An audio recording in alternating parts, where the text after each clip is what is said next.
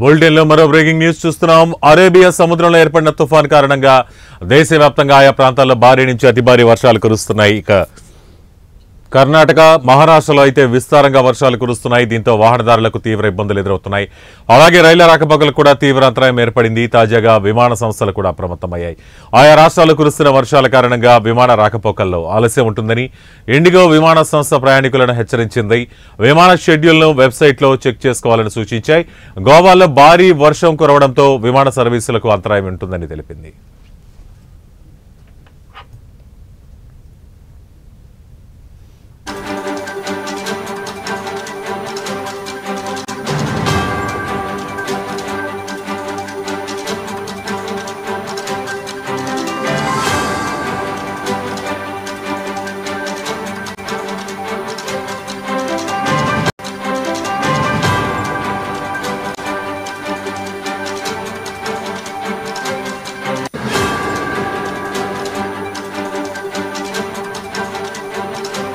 కర్ణాటక, మహారాష్ట్ర, గోవాలో భారీ వర్షాలు కురుస్తున్నాయి.